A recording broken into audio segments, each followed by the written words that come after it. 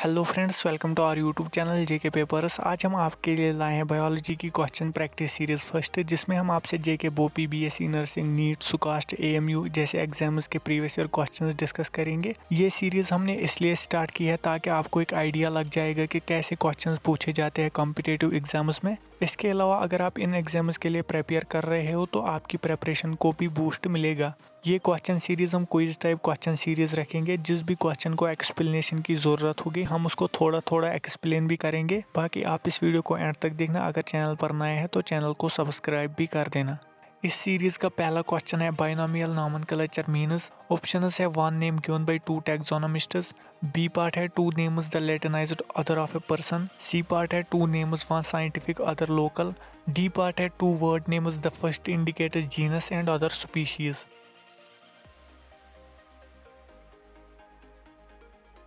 इस क्वेश्चन का correct answer D part है two word names the first indicator genus and other species. अगर आप अपनी 11th बायोलॉजी का पेज नंबर 7 देखेंगे तो वहां पर क्लियरली लिखा गया है कि the first word in biological name represent genus while second component denotes the specific epithet. तो ये डायरेक्टली टेक्स्ट बुक से क्वेश्चन उठाया गया है। इसका जो आंसर है वो डी पार्ट है। दूसरा क्वेश्चन यहाँ पर है which of the following is not in a correct hierarchical order. Option है class family genus phylum order family class order family family class order.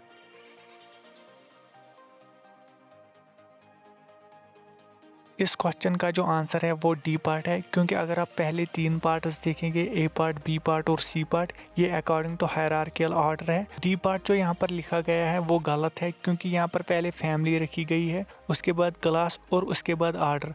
लेकिन जब आप किंगडम से स्पीशीज तक नीचे आते हैं आपको पहले क्लास मिलता है, उसके बाद ऑर्डर और उसके बाद फैमिली। सो ये अकॉर्डिंग टू हायरार्कियल ऑर्डर नहीं है, इसलिए इसका आंसर डी पार्ट आएगा। टैक्सोनॉमिक हायरार्की के लिए आप एक ट्रिक भी याद रख सकते हैं, जैसे कि kids prefer candy over fried green sandwich. यहाँ पर किड्स होता है किंगडम, प्रेफर होता है फाइलम, कैंडी होता है क्लास, ओवर होता है ऑर्डर, फ्राइड होता है फैमिली, ग्रीन होता है जीनस और सैंडविच यहाँ पर होता है स्पीशीज। अगर आपको हायरार्की याद नहीं रहती तो आप इस सेंटेंस को याद रख सकते हैं। तीसरा क्वेश्चन इस सीरीज का है the taxon which includes related species is. Option है क्लास ऑर्डर फैमिली जीनस।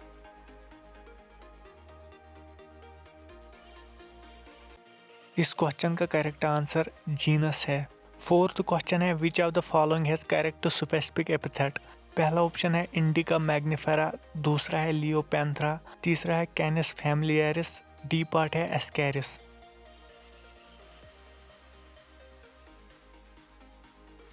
इस क्वेश्चन का करेक्ट आंसर कैनिस फैमिलियरिस है, जो कि डॉग का साइंटिफिक नेम है।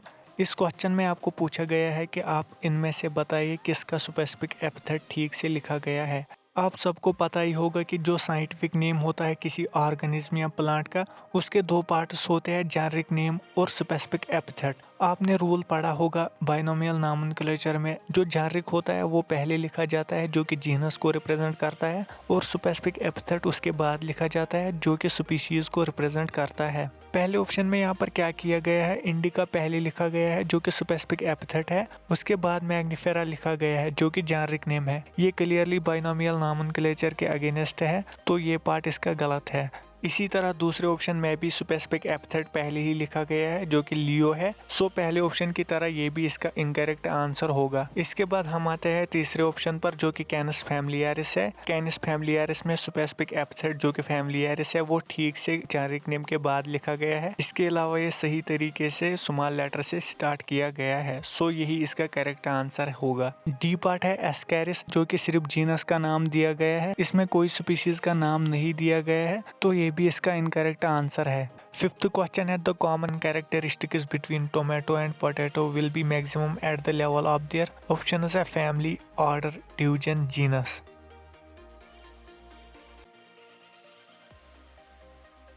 इस क्वेश्चन का करेक्ट आंसर फैमिली है, क्योंकि आप सबको पता ही होगा कि पोटैटो और टोमेटो सेम फैमिली सोलेनेसी से बिलोंग करते हैं, इसलिए फैमिली लेवल पर ही इनके बीच ज़्यादा कॉमन कैरेक्टरिस्टिक्स होते हैं।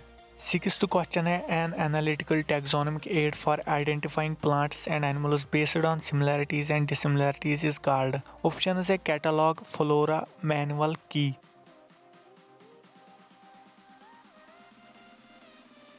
इस क्वेश्चन का करेक्ट आंसर की है। की के बारे में आप 2 पॉइंट्स याद रखना, पहले ही ये एनालिटिकल होती है और दूसरा पॉइंट इससे हम प्लांट्स और एनिमल्स को आइडेंटिफाई करते हैं based on similarities and dissimilarities. ये टेक्सचुअल पॉइंट्स है, ये आप याद रखना। इस सीरीज का 7th क्वेश्चन है the statement nothing lives forever yet life continues illustrates the role of. Option है embryogenesis, morphogenesis, replication, reproduction.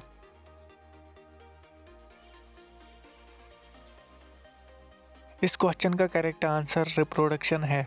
8th question है which of the following sets does not contain defining characteristics of living organisms. Option है growth and reproduction, metabolism and cellular level of organisation, response to the stimuli and consciousness, all of these.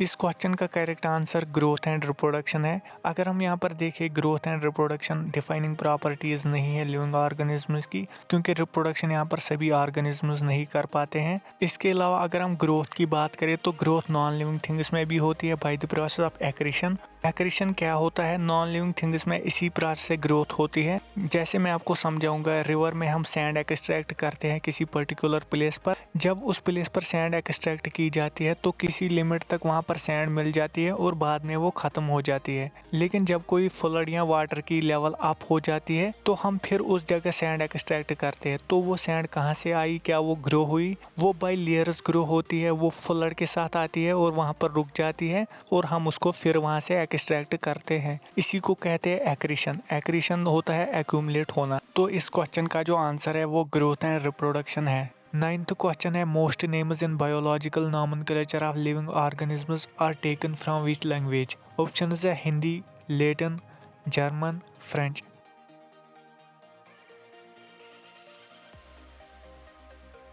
इस question का correct answer Latin language है। जो ज़्यादातर names है biological nomenclature में वो Latin language से लिए गए हैं। 10th क्वेश्चन है Linnean system of classification was based on. Option है morphology, ecology, embryology, cytology.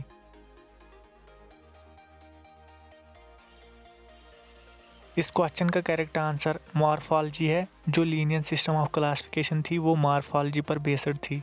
11th question है amongst all the kingdoms the only taxon that exists in nature as biologically cohesive unit is the। option is a species, genus, phylum or division, kingdom।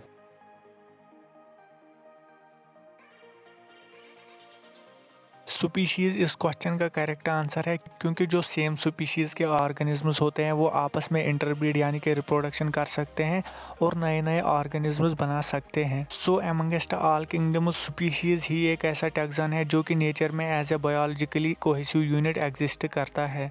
12th question है key is a taxonomical aid used for the identification of organisms, each statement in key is called. Option है couplet, lead, both A and B, none of these.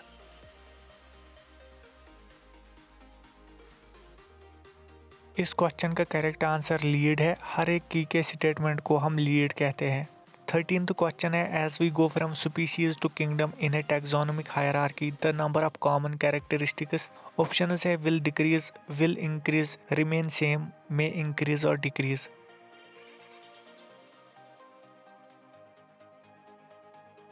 इस question का correct answer will decrease है। जब आप taxonomic hierarchy में species से kingdom की ओर जाते हैं तो number of common characteristics between organisms decrease होते हैं। 14th क्वेश्चन है who wrote species plantarum and provided a basis for the classification of plants. Option है Carolus Linnaeus, Charles Darwin, Robert Hooke, लीवनहॉक।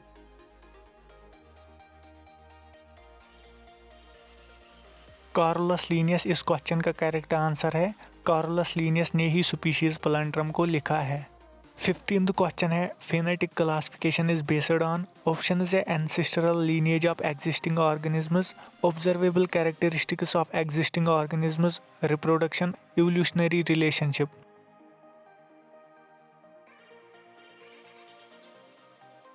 इस क्वेश्चन का correct answer observable characteristics of existing organisms है। Phenetic classification वो classification है जिसमें हम एक organism की मॉर्फोलॉजी या ऑब्जर्वेबल कैरेक्टरिस्टिक्स देखते हैं। तो इस क्वेश्चन का जो आंसर है वो बी पार्ट है। 16th क्वेश्चन है three kingdom classification term is given by. Option है Haeckel, Linnaeus, Whittaker, Bentham and Hooker.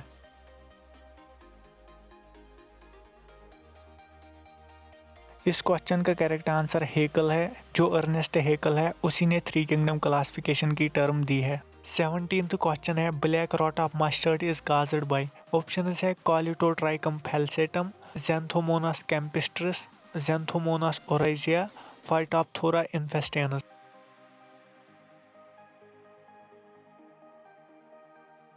इस क्वेश्चन का करेक्ट आंसर ज़ैंथोमोनास कैम्पिस्ट्रिस है। जो ये ज़ैंथोमोनास कैम्पिस्ट्रिस है ये एक बैक्टीरिया है जिसे black rot of mustard disease होती है। 18th क्वेश्चन है citrus canker is caused by. Option है mycoplasma, virus, fungus, bacteria.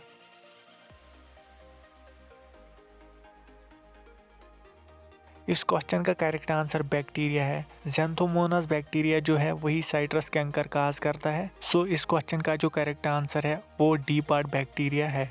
19th question है which of the following are found in extreme saline conditions. Option है eubacteria, cyanobacteria, mycobacteria, archaebacteria.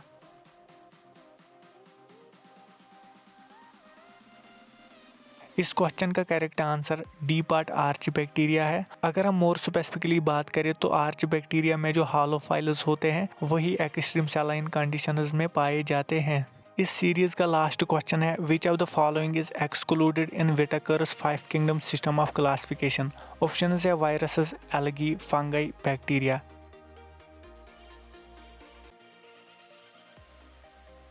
इस question का correct answer viruses है, क्योंकि जो viruses है उनको विटाकर ने अपनी 5 किंगडम क्लासिफिकेशन में नहीं रखा, जो कि इसका एक्सेप्शन भी है। सो इसका जो करेक्ट आंसर है वो ए पार्ट वायरसेस है। ये इस सीरीज़ का लास्ट क्वेश्चन था। अगर अच्छा रिस्पॉन्स आया तो हम इस सीरीज़ को कंटिन्यू करेंगे।